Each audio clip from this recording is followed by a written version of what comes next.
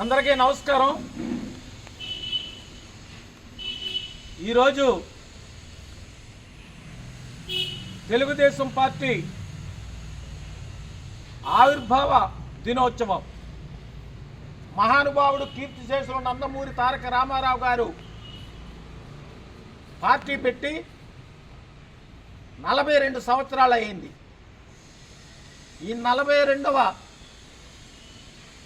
ఈ పార్టీ ఆవిర్భావ దినోత్సవం కొత్తపేటలో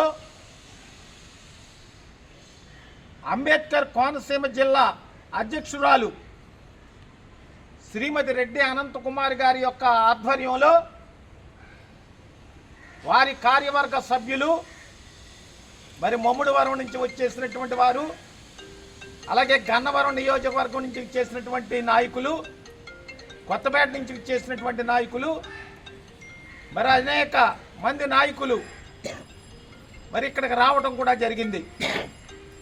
వారి అందరి ఆధ్వర్యంలోని కూడా నాకు ఇటీవలనే చంద్రబాబు నాయుడు గారు తెలుగుదేశం పార్టీలో అత్యున్నతమైనటువంటి స్థానం పాలిట్ బ్యూరో, ఆ పాలిట్ బ్యూరో సభ్యుడిగా నియమించిన తర్వాత నేను చేస్తున్నటువంటి తొలి కార్యక్రమం ఆ మహానుభావుడు కీర్తిశేషులు నందమూరి తారక రామారావు గారు పార్టీ పెట్టినటువంటి ఆవిర్భావ దినోత్సవం రోజున ఆయనకి నివాళులు అర్పించి ఈ కార్యక్రమంలో పాల్గొనడం చాలా ఆనందంగా ఉంది।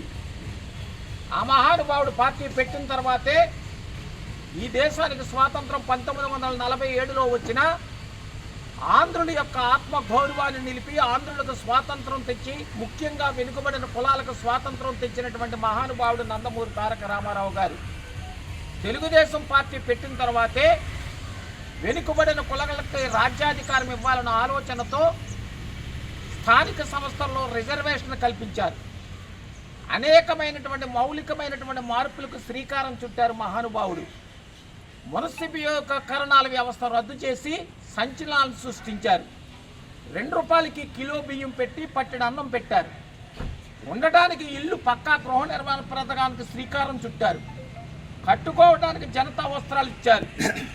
ఆయన విధానం పేదవాడికి కులంతో సంబంధం లేకుండా కూడు గూడు గుడ్డ కల్పించినటువంటి ఏకైక వ్యక్తి భారతదేశంలో నందమూరి తారక రామారావు గారు। మండల వ్యవస్థను తీసుకొచ్చి పరిపాలన ప్రజల దగ్గరకు తీసుకెళ్లినటువంటి మహానుభావుడు నందమూరి తారక రామారావు గారు। ఆయన భౌతికంగా మన మధ్య లేకపోయినా ఆయన విధానాలన్నీ కూడా ప్రజల్లోకి తీసుకెళ్తున్నటువంటి నాయకుడు తెలుగుదేశం పార్టీ ఇప్పుడు అధినేత మాజీ ముఖ్యమంత్రి వర్యులు కాబోయే ముఖ్యమంత్రి వర్యులు నారా చంద్రబాబు నాయుడు గారు। నారా చంద్రబాబు గారి నాయకత్వంలో యువ నాయకుడు లోకేష్ గారి యొక్క నాయకత్వంలో ఈ పార్టీ మరింత ముందుకు పోవాలని మనస్ఫూర్తిగా కోరుకుంటూ రేపు ఎప్పుడు ఎన్నికలు జరిగినా ఒక ప్రశ్నించే గొంతు ఉండాలని పవన్ కళ్యాణ్ గారు పార్టీని పెట్టారు, అధికారం కోసం కాదు। ఆనాడు తెలుగువారి ఆత్మ గౌరవం కోసం ఈ మహానుభావుడు పార్టీ పెడితే ప్రశ్నించే గొంతు ఉండాలని పవన్ కళ్యాణ్ గారు పార్టీ పెట్టారు। వీరంతా ఒక కూటమిగా బీజేపీతో కూడా కలుపుకుని ఒక కూటమిగా ఏర్పడి రేపు జరుగుతున్నటువంటి యుద్ధంలో వైసీపీ వ్యతిరేక ఓటు చీలకూడదని ధ్యేయంతో మరి పనిచేస్తున్నటువంటి భాగంలో ఆ మహానుభావుడు ఆత్మ శాంతించాలంటే తప్పకుండా రేపు రాబోయే ఎన్నికల్లో కూటమి అభ్యర్థులు ఎక్కడ నిలబడినా ఆ కూటమి అభ్యర్థుల్ని గెలిపించి తద్వారా ఈ కూటమిని అధికారంలోకి తీసుకువచ్చి నారా చంద్రబాబు నాయుడు గారిని ముఖ్యమంత్రిగా చేసుకుని అభివృద్ధి ఒకటి, సంక్షేమం మరొకటిగా రెండు కళ్ళగా ముందుకు తీసుకుపోయే ప్రభుత్వాన్ని తీసుకురావాలని ఈ శుభ సందర్భంలో మనస్ఫూర్తిగా కోరుకుంటూ ఈ అంబేద్కర్ కోనసీమ జిల్లా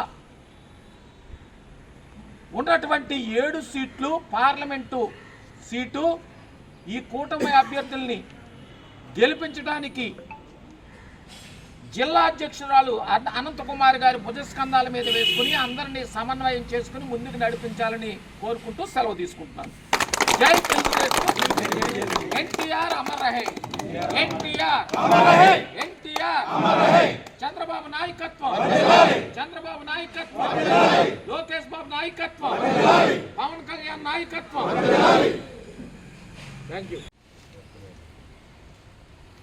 ఎన్టీఆర్ ఎన్టీఆర్ తెలుగుదేశం తెలుగుదేశం చంద్రబాబు గారి నాయకత్వం చంద్రబాబు గారి నాయకత్వం రెడ్డి సుబ్రహ్మణ్యం గారి నాయకత్వం రెడ్డి సుబ్రహ్మణ్యం గారి నాయకత్వం